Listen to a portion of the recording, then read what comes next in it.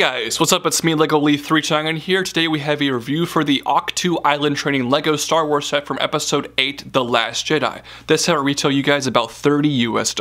This set is made up of 241 pieces. It pretty much just includes the one build of the Ahch-To Island hut itself, 2 minifigures, and you get a Porg! Okay, I might have overreacted just a bit, but you get a Porg in this set. The only other set that Porgs currently come in is the $800 UCS Millennium Falcon.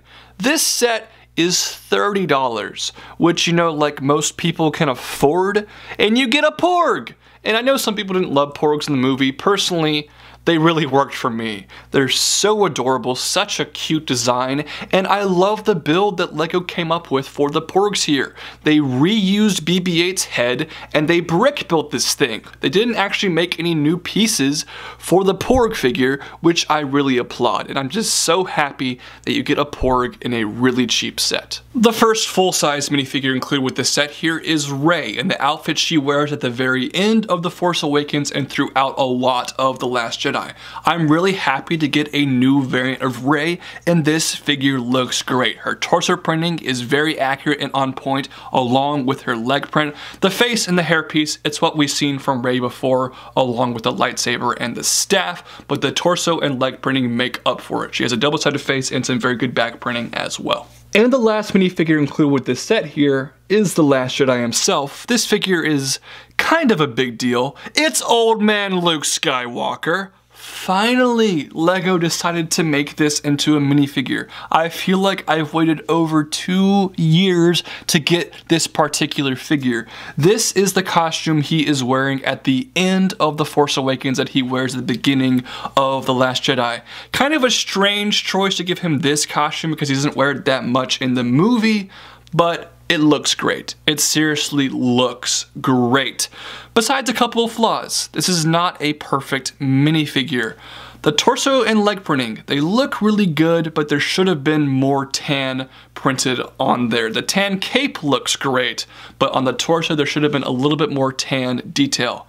Speaking of tan, he has a brand new hairpiece, and look at the hairpiece from the back. Super detailed. Love this hairpiece. But it's all dark tan. All of it is dark tan, and Luke is like 60 years old in this movie. He doesn't have dirty blonde hair like he did in the original trilogy. His hair is kind of a mix of dirty blonde and gray.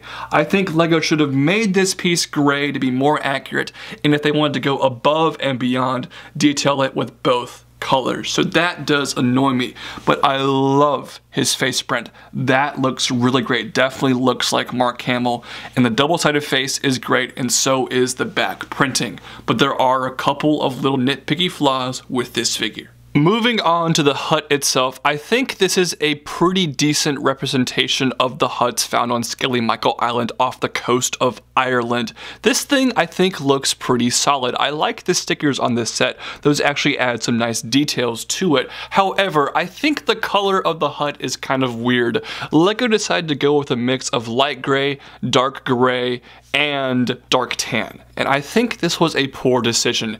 It should have been all dark gray. The huts are pretty much one color in the movie, not a mix of colors like this hut is in the set, so I think that was a very odd design choice. Before we move on to the inside of this set, there's actually a couple of little details from the outside. Off to the side here, there's actually a small little place where you can perch your Porg figure, which is really cool. And you can also start to see these Technic hull pieces on the side here. Why are those there? Well, this thing actually has some modularity to it. The little added parts to this hut can actually be detached and rearranged. A pretty cool play feature that I was not expecting from this set. The rest of the exterior details here are pretty plain, but I think they work pretty well. There's a small fireplace right here, and off to the side here, you can kind of reenact a scene with Rey training with her lightsaber by the rock. Now in the movie, this particular scene didn't happen right next to the hut, but it's on the same island and in similar scenes, so I'll let the light and accuracy slide.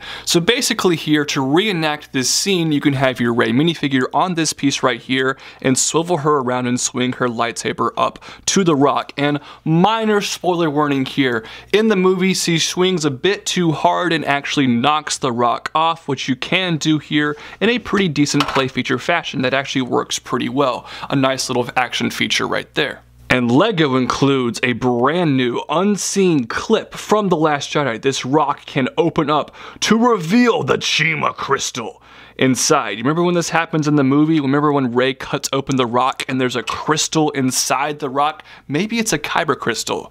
Yeah. This didn't actually happen in the movie. LEGO just threw that in with this set. But enough about the exterior. Let's move to the interior of this hut right here. It's pretty crammed, it's pretty small, and it's hard to see without taking off the roof, but luckily this roof piece pops off really easily. Almost way too easily, because sometimes I try to pick up this set by the roof and end up dropping the set, which can get a little bit annoying, but besides that, it's pretty solid. The inside of the hut here kind of reminds me of some of the play features from older Harry Potter sets. Lots of small little details crammed into a really small space, but good for playability. Now the first little action feature here is simply by pushing on this black piece right here, you can knock off that piece of the wall. Now I'm assuming this is supposed to represent the scene where Rey is talking to Kylo Ren using the Force and she shoots her blaster at him, destroying a piece of the wall. Let's zoom in here to get a pretty good look at this interior. Here is Luke Skywalker's bed. Not really seen in the movie, but it looks pretty cool and it actually can fold up to give you better access to the rest of the inside.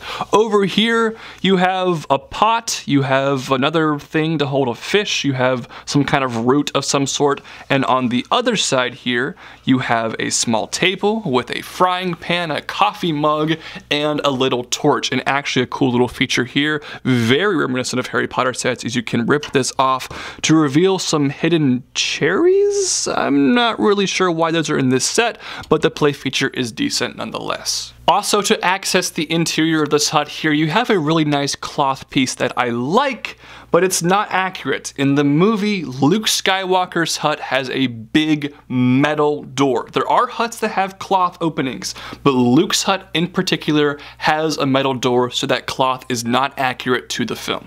If LEGO put out a $30 set and all that came in that set was an exclusive version of Rey, an exclusive old man Luke Skywalker minifigure, and a Porg, I would buy that set instantly. The fact that we got a $30 set with those particular figures and a pretty decent build to go with it is really awesome in my opinion. But if I'm being honest, I don't love this build. I think it looks pretty good. It's a decent representation of the Ahch-To huts from the movie, especially at the scale and amount of parts they had for this set. But of course, there are some small inaccuracies that I mentioned throughout this review that definitely get on my nerves, and ultimately, this build isn't super special design-wise. It was really easy to build, it was kind of predictable throughout the building experience, and it doesn't look great or anything. And then there's the price of the set. A lot of people have been complaining this is $30, and I understand that complaint.